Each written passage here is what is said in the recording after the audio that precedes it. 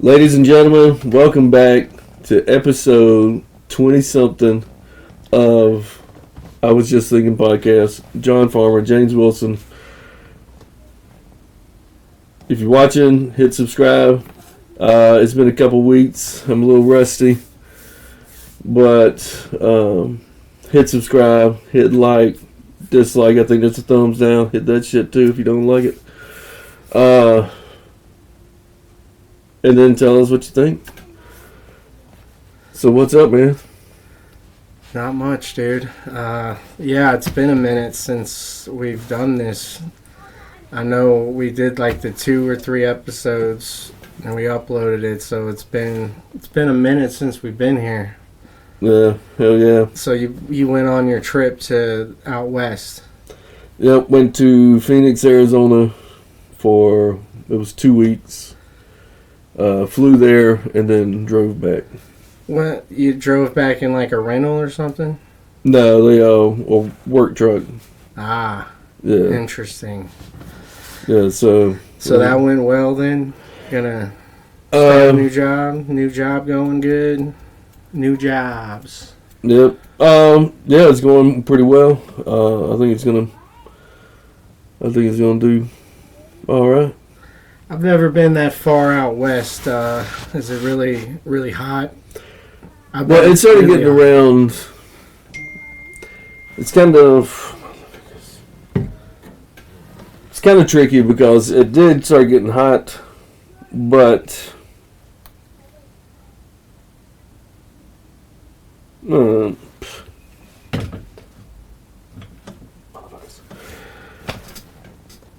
it got hot. It was around like between 95 and 100 each day. That's pretty damn hot, if you ask me. But it was around like 12% humidity. So I mean, it's still hot. Don't get me. I'm not taking away at all of how hot it is. I mean, you're standing there like baking, but it's not like a roasting. It's one of those dry heat places that I don't know anything about. It's so humid here in Georgia on the East Coast. I'm just gotten used to it. But no, yeah, between 95 and 100 each day.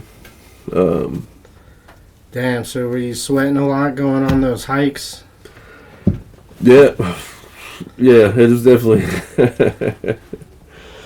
sweat. Yeah, a lot of sweat. Yeah, that was I did about 8 hikes out of the 14 days. I mean, just right after work. I mean, there were so many close that you could just lots of trails and stuff. Go even 10 minutes and you're at this little park that has different trails and shit. So yeah, some of them were not what I'm used to. What was it? Got hills or mountains, I guess. Yeah, like little just. Yeah, I picture it like flat with some mountains and some small mountain ranges in between there. Like the biggest climb I did, it was I think about 1,500 feet in like 1.1 mile. So I mean, really just. Okay. It was yeah, it pretty sounds steep. like you got a workout, man. Yeah, some of them beat me down, but it was really fun. I think I would love to go back. I wish I had more time to just go on some all over the place. There's a lot of pretty spots. That's cool. Yeah, I've never been that far out west. It's like reminds me of those old Western movies. Yeah, that's kind of what it felt like. I kept thinking about that because I've never. Well, when I was in the Army, I did some work on the border. It was the southeast corner of Arizona, and I did some work down there, doing access roads and other shit, like training exercise. But we never got out and did anything. So this is really, I think, I would consider my first like actual trip. I mean, this is the farthest west. I've never. You've made it to Oklahoma one time. Oklahoma, yeah. Yeah, that's the farthest west I'd ever been. Not missing much Yeah. in Oklahoma. That's more cool. flatness. But yeah, it was cool as hell. But I kept thinking about like just cowboys, like you said, you're just riding in on this town. So, oh yeah, I'm going out here. I mean, you're driving this shit, and it's taking about an hour to go down this road that's just been going forever. Every time you go over a hill or something, it's just another more nowhere spot. Yeah. I was like, oh yeah, you got about 18 days this way. All desert, baby. Oh man, so that's cool. We got to see some nice scenery. Yeah. Probably some nice sunsets. Yeah. Oh yeah. I was just. There's one we went to. My wife's cousin lives out there, and so I went out with her. I was like, hey, I want to go to like a Diamondbacks game while I'm in town. And she hooked up some freaking tickets. They were right at the front row of like the 200 level. I mean, just looking on the third base line, just looking right down at the players. I was like, man. Yeah, it had its own bar. It was part of this like Diamond Club or some shit, so it had its own bar. And what are cousins for? Cousin-in-laws. Dude, that's badass. I wish we had some Atlanta Braves hookups like that. Yeah, no, that shit was sweet as hell. I'm like, fuck, man, I wasn't expecting all this. Hell yeah, dude. So, if I ever go out there, I definitely want to see like the scenery. Yeah. I also just want to take in the sunsets. I hear they're nicer out there. That the sun rises in the east and it sets over there on that side. Yeah. So it's like really transcendent sunsets. Yeah. But I think because it's flatter, I think you get more of the like the tangent line of the actual sun itself. Like here you're going down a hill, but when it gets to its actual tangent line, like we have hills and shit that block the actual it was almost like a glow like when it hit, but because it was so fucking flat. I mean, you're 1,000 feet up, and I mean you can just see like 30 miles or so. Isn't that Devil's Peak or Devil's Valley? I forget the name, but that's what I heard. It's like it just like glows up in the sunrise. Death Valley? Death Valley. Yeah. Maybe that's it, yeah. I can see that, but like I said, when it comes, I mean, it's just like, it's cool. Nice. So yeah, I went to the Diamondbacks game.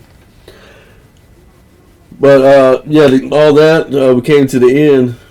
My dad right over there with me. He flew over. I bought him a ticket. He flew over. They ride back with me. Nice. It was all fun and games until you realize you got another. Yeah, after about 6 hours, you realize you got about 20 more hours. See, that's something I couldn't do. I would have to fly. Yeah. Or I guess take a few breaks, like take a few days to drive out there. Furthest I've driven is probably Dallas, Texas, or a little farther. Yeah. That's about a 14-hour drive. It took us about 14 hours to get across Texas. We were so sick and tired of seeing mile marker 875. I think it's 878 miles. I-10. That's what I love about the highway through there. It goes like directly through the long part of Texas. Yeah. And the GPS is like, in 800 miles, continue straight. It's like, oh my God. Yeah. That's what I've heard, though. The drive from Atlanta to Texas is just as long as like the drive through Texas, back side by side. Yeah. That sucks, man. I don't want to drive like that. But we had a couple of stops to kind of that timed out. There was a lot more that I would have wanted to see, but it just didn't. Getting a decent time back. You'll take I-20, right? No, I-10. I-10. Yeah. Nice. Yeah, because I-10 goes through Phoenix. So basically, the last 400 miles. So you're on I-10 for 1,400 miles. Jeez. And the last 400 is when it connects with 65 up through Alabama. Then the 85. But yeah, you're on I-10 for 1400. That was crazy because when I sat there, I was like, fuck, alright, let me type in my address. That last mountain I wanted to do, man, this shit was tough. I mean, I think that's what happened to my finger. I mean, but you literally had to damn. You're just even coming down the shit like Lord of the Rings, Mount Doom. Yeah, that was a good one. It's called Camelback Mountain. Camelback? Yeah.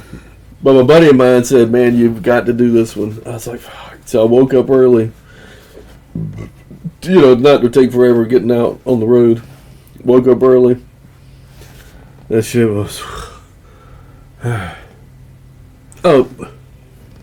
So I'm coming down the mountain, right? I get to the top.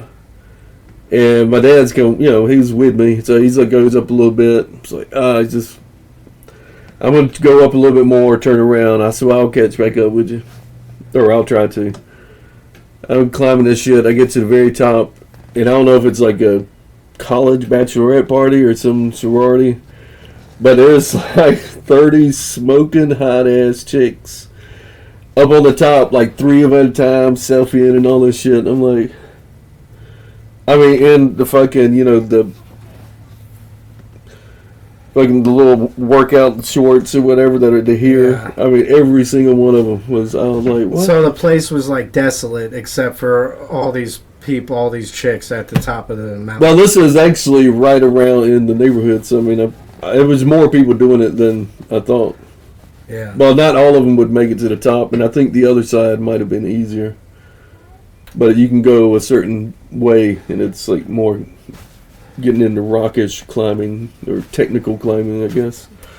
But yeah, get to the top. All these fucking chicks. I was like, hey, I was trying to get a break in. I said, hey, can you take a picture of me while I'm on top? And this dude told me, he said, I got you, brother. So he walked across. So he was like, I'll turn my attention from all these hot chicks for just 1 minute. For you, bro. For you and your. He said you ain't breaking in that crowd. But on the way down, all right. So it's one peak, right, and then it sort of saddles, and it's like another little peak, but it goes around back down on the other side. But there's a little flat spot in between in the saddle. So the really hard part's over here coming down. You get to that middle part. And then there was like these other... It's no fucking joke, man. There's fucking like 15 other chicks. Ass chicks are out there taking pictures. I'm walking by. I'm like, just walking. They say, oh, excuse me. So will you take a picture of us? As what we want to lock arms and we're getting facing that way. You just take a picture like behind us. And suddenly you're an Instagram influencer or some shit. I'm like, hell yeah, I will. Motherfuckers. Hell yeah. So yeah, they locked arms. Again, just all fucking, I'm like, what the fuck? So yeah, they all turn and lock arms. I'm like sitting here just taking pictures of their asses with this chick's phone. Yeah, there's some kind of bachelorette thing going on. That's funny. I'm like, oh man. They'll start running down a little bit. You know, they got a little less rocky, more trail. And I said, oh man, that was all this shit that was going through my head that I should have said. I was like, damn, I should have. What y'all girls doing around these parts? I was like, on 3, flash the cameraman. I was like, damn, I should have said that shit. Definitely should have said that shit. It'd be like this creeper out in the middle of the fucking desert. Told us to flash the camera. That would be funny. Oh, man. Yeah, I was like, fuck. But might as well. It wasn't your phone, right? You taking the pictures. I thought about that too. I said, yeah, let me just take my phone out real fast. No, we could use my phone. It's like, no, it's cool. That's so cute. Let's all get him. My phone's way better camera. I'll just take it. And, I'll text I'll it get to your you. number. That's a really good idea. Have you ever climbed Stone Mountain? Yeah. Actually, when we first started dating, me and my wife, when we first started dating, one of our first dates was to Stone Mountain. Nice. That's where she tricked me. She tricked you. Yeah, I thought she was like an outdoorsy. Lace some ketamine in the old Coca-Cola. What'd she do? Did she trick you? She turned on some Bill Cosby hits. Gave me some Kool-Aid. No, for real. But, what'd she trick you? No, we climbed Stone Mountain. And I was like, all right. Then later on, she's like, well... She said, I went on the hike up at Stone Mountain because I thought you like to do that. I said, yeah, I do like to do that. I thought you like to do that. She said, no, I don't know. I'm like, damn it. But, I like the hiking. I used to love hiking when I was a kid. Yeah. I always played in the woods out back, a lot in the back of my neighborhood. Lots of creeks, woods, and stuff. Yeah. Pretty good Me childhood, too. 90s baby. But I'm a 35-year-old baby now. But still had some good times. Oh, yeah. I wasn't in a phone taking selfies all the time. Yeah. Throwing some shade at the younger generation now. I really can't imagine what it's like just being obsessed with social media all the time. Like, you see how many likes you get as like a social status. It's like a really big deal. I think this younger generation takes it a lot more seriously than we do, like with our Facebook or TikTok accounts. And it seems to be hypnotic and just dangerous. But I got, I've joined on TikTok and I see like some of them, like they'll actually like buy followers. Like, oh, somebody's giving their account up. They say, no, don't delete your account. So I'll buy it from you. Or something like that. Then I'll just sort of, I don't know how they pull them in, but like it's part of their like, total followers count. So yeah, I mean that's just weird. All these they get serious about social media influencers like making a living, but a lot of them seem to already be pretty wealthy, you know. Yeah. So that would make sense that they buy some followers here and there, you know. Oh, like, hey, yeah. I'm gonna buy these 10,000 followers. I noticed that too. One of my buddies sold me weed back in the day when I smoked. He was a rapper, and he told me to like subscribe to his YouTube channel, and every video he had was like maybe 10, 20 views. Yeah. Then he said he talked to some kind of influencer or something, paid him some money, and suddenly all his views are like in the thousands. I don't know how that's possible, if that's even real. But literally after that, all his videos were at least like 1,000 views. And it's just a very strange concept to me. We need to get on that. You hear that, guys? You start seeing 1,000 views on YouTube. Yeah. Know that we sold out. Joe Rogan, shout us out. Tell us how you did it, Joe. Yeah. Had to be on Fear Factor.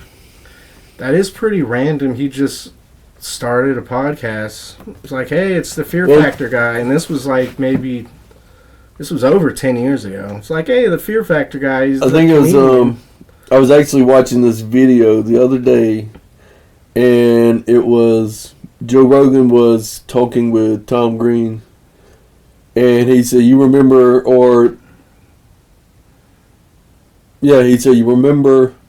I think it was around like 2006, and Tom Green had his little talk show thing, and it was just random shit, but he could just talk about it because it was his own show. It was earlier than that because I watched it for one summer. But Joe Rogan accredits that. He was like, this is the concept. He said, you don't have to worry about, appeasing freaking networks because you are the network. Yeah. He was like, this is crazy, and that's where he's like, that's where it started. That's where he got. Well, you know what? So fuck all the. I'll just start my own show. Yeah, I really enjoyed that show when it first came out. Yeah. It was when I first moved here. I didn't have any friends, so like that summer, I would just be watching late night at home. I preferred Conan, but then the Tom Green show came on, and it was hilarious. They made that one dude sleep like in random spots once a week, like sleep on the gas station rooftop next to an airport, or like sleep in a $90 a night Roach Motel or something, you know. And I thought that was funny. There was one in particular episode where he has this wood carving artist with a chainsaw on. And this became a huge deal.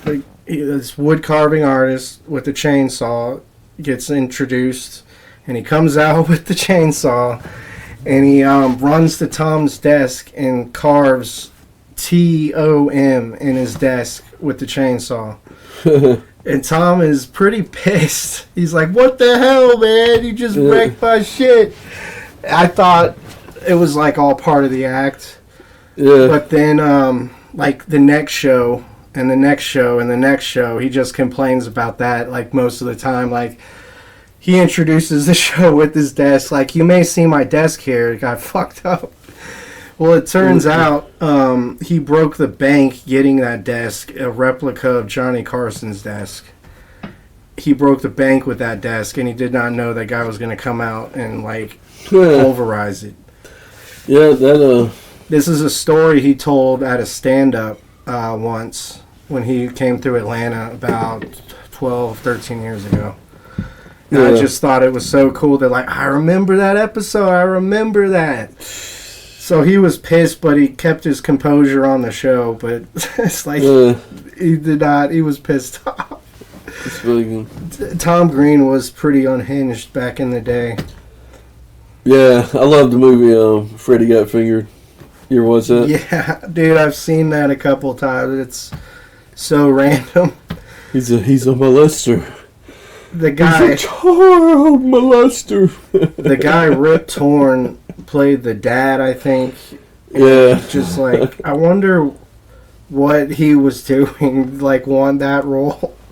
Because he takes some random roles. He was in the Dodgeball too, and it's just like, where does he get the will to do these stupid ass comedies? But Freddy Got Fingered was one of the dumbest shits I ever seen. What was the time where he ropes the elephant penis? And it just ejaculates all over, but the penis is like the size of this room, and he's just like rubbing it like a lamp, and he's just like, dude, that show. Dude did a lot of. Tom Green was pretty crazy back in the day. Yeah. That was part of my MTV childhood, man. Tom Green. Yeah, we watched a little bit of that. There was this one show on MTV, I don't know if you remember, it was called The State. And I don't think so.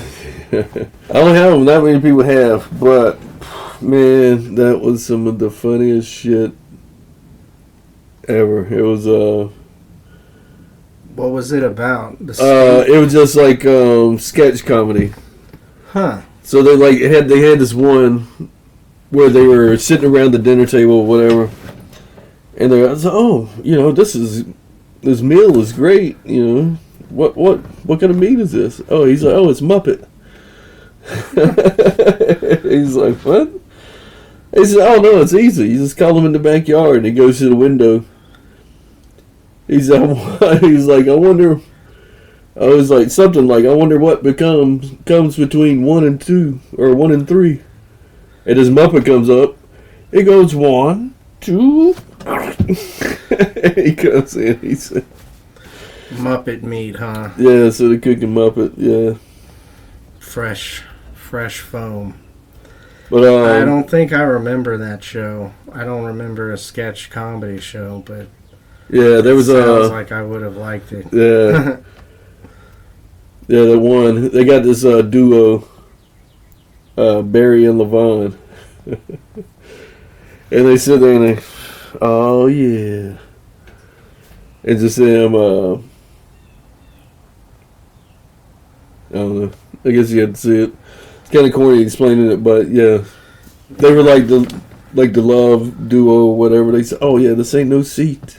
This ain't a couch. It's a love seat." Dude, MTV had some of the most random shows, but I still liked most of them. Yeah. Even though they stopped playing music, they started playing shows. Everyone was still watching them, you know.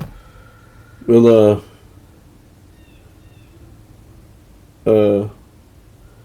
once they started with the Real World, actually, that was very early reality. once they started, when they started realizing people would watch the shit out of that, they just started going away from. People watch this shit. Yeah. We can capitalize off this. I was in the army in Iraq with a girl that ended up going on the show. I forget what season, something like 10 or something, but yeah. Nice. We were in the same unit while we were deployed, and she went on, like, right after she got out, she was telling us all about it. So yeah, they accepted my thing, I'm gonna go and talk to them. And then, I didn't hear from her for a while, and then all of a sudden the episodes come on, I'm like, holy shit. Oh, she went to Hollywood. Yeah. Went to be a real world star. Video star. Yeah, I remember all the fun shows back in the day. The Cribs. That was a famous show. Punk'd. Let's not forget Jackass either. That became pretty iconic. Yeah. Yeah, you used to watch that one. So most of the time, I didn't even care that they don't play music anymore. I just liked the shows that they played. And now, it's just all ridiculousness. Is that what it is? It's almost, 24 hours, and they got a couple of episodes of Catfish. Then they go back. But yeah, when you're flipping through, like, the channel guide, you'll see the damn... so that's what... ridiculousness. It just goes on, and you know when you hit right, and it go into the... Yeah.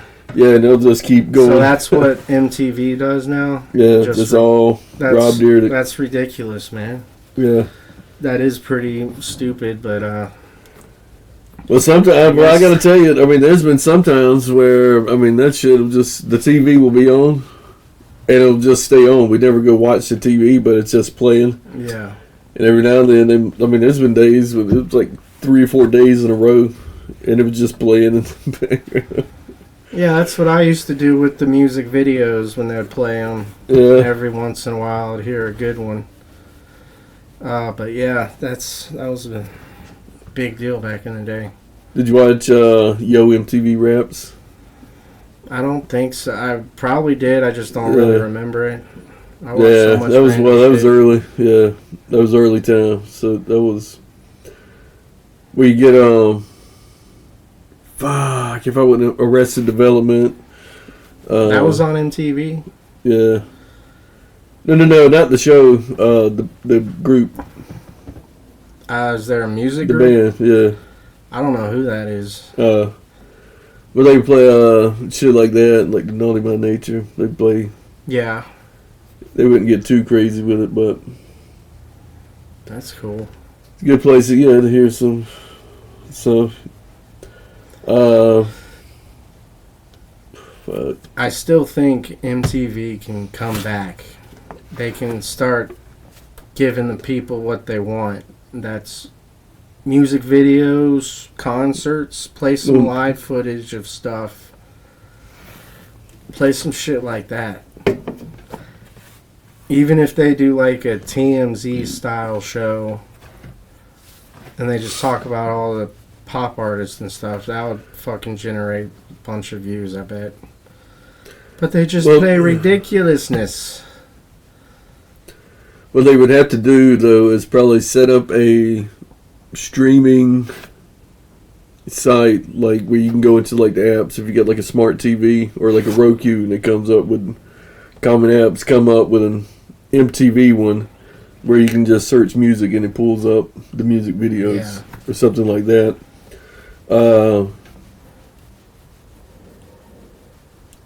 That's really, I mean, because that's how I think most people get it now. It's just going like a Spotify. You go in there, or they just go to YouTube and hey, here's that. So you're gonna have to really compete with like a YouTube. I mean, they got what 1.1 billion users, and we can only get 26 to fucking follow us. Thank you, y'all. The loyal 26. Yes. I think I'm one of them, though.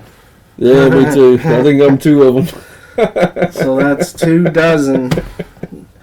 24 souls. Thank you. Belong to Tell us. your friends. But yeah. Oh, so yeah. So we get on the last mountain, right? Yeah, I know. Sorry to bother my head. And we start driving, and our first stop is Tombstone. The movie? Yeah, based off the movie The Town. Kick ass. Tombstone. It's about 20 minutes off. So we were right about lunchtime. So we went down there, took some pictures. Actually, there was a little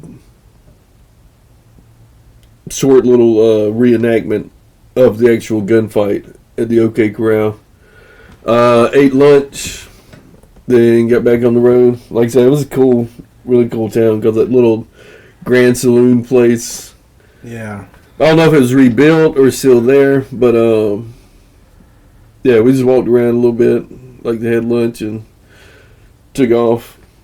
Nice. Had lunch in Tombstone. Yeah, that's where I got my shirt, man. Doc Holliday, say when. Say when. That's a pretty awesome town, then. Yeah. Yeah, I love that movie, man. I love those old western towns. They're Yeah. pretty cool. Well, that's what I was thinking. I said, man, I really need to watch it again to gain a sense now that I've been there. Like, Yeah, oh, okay. I've been there. Yeah, that's cool. I'm like, okay, well, this is where it worked out in the movie and all that other shit. But, yeah, so, like I said, stopped there and then headed out, got to El Paso. What a fucking... This made me realize that I ain't never seen nothing like that again. Oh my fucking god. So we're stopping, and you know there's UTEP, the University of Texas, El Paso, the college. So we get there, and we pass like 3 or 4 nice exits. And I'm like, fuck, I am tired. It's about 1:30 in the morning. I said, fuck, I'm a little tired. I let me pull on in. I said, it looks like some decent area. So I pulled off. Man, this place was like, I told the dude I was working with, I said, it's almost like a stop in the Underground Railroad of human trafficking or something. Like, I mean, literally, like, some of the windows were just bashed in. They just had some foam board behind it. Some of the doors didn't close all the way. It was like open this much, but just had the little latch type locks on it. And I'm like, I mean, it was. I've seen this place creepy in a movie, and it wasn't good. I was like, man, it took me about an hour and a half to finally fall asleep. I was like, all right. But oddly enough, when we wake up in the morning, about 6 o'clock, I got about 4 hours sleep. I said, we get the fuck out of El Paso. But when we were going further and further, I realized that this was the best of what's left. It just gets worse. Yeah, it got worse and worse from there. So I'm like, you know what? I'm actually kind of... And right outside of El Paso is 500 miles of nothing. Yeah. So I'm like, you know what? I'm actually glad we stopped when we did, because we would have been way worse, or I would have been pushing through another 5 hours. Pushing through to Fort Worth or something, Houston. Yeah. But no, yeah, so we took off about 6 in the morning or something from there. went on across, and I think it's about 7 hours. So we were planning it out so we'd be in San Antonio. We were going to stop by the Alamo, get lunch, and then take off from there. So I mean, it was, like I said, not far off the freaking interstate. So we stopped at the Alamo, walked around it for a little bit, got something to eat, and then made it to almost Baton Rouge, Louisiana. Then found a decent place to sleep. Right on. That is a long ass haul, dude. That's pretty intense. Yeah, but well, ladies and gentlemen, once again, hit subscribe. Tell us what you think. Give us some ideas. You know what? Look, hey, you know what? Why don't you? I don't know. You know what you're thinking. Tell us what you're thinking. All right, peace.